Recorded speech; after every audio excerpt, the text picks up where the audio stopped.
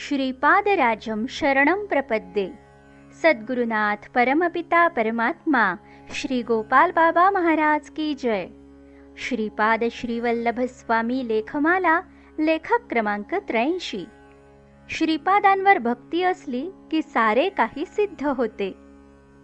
श्रीपाद श्रीवल्लभ संपूर्ण चरितामृत ग्रंथ अशा एक अर्थपूर्ण गर्भित व अनुभव सिद्ध वचनांनी जागोजागी भरलेले आहे।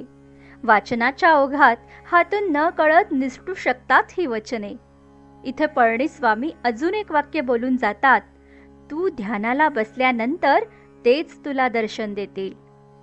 तामिळनाडू चिदंबरम क्षेत्रात पळणीस्वामी, शंकर भट्ट व माधव नंबूद्री ध्यानानंतर एकमेकांशी ध्यानातीत अनुभवांवर चर्चा करताना शंकर भट्ट म्हणतात, तुम्हा दोघांनाही ध्यानात श्रीपाद दर्शन झाले, पण मला नाही।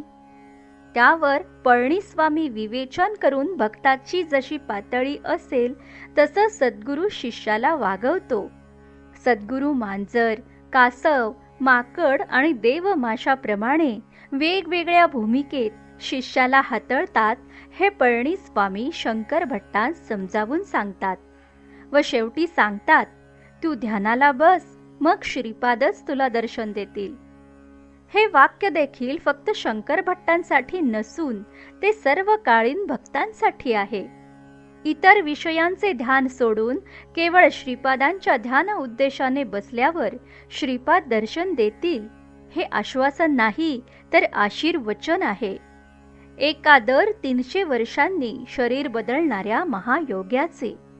कुठल्याही अपेक्षेशिवाय माझं अमुक होऊ देत, लग्न होऊ दे, घर होऊ दे, पैसे मिळू देत, नोकरी कामधंदा मिळू देत, आजारातून बरे होऊ देत, असा एकही विषय मनात न ठेवता ध्यान करावे लागते आणि विषय मनात असता ध्यानही लागत नाही।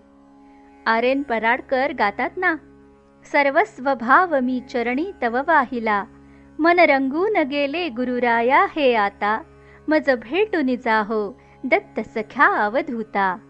हिराचंद गोपालचंद कोठारे, दिगंबरा दिगंबरा श्रीपाद वल्लभ दिगंबरा।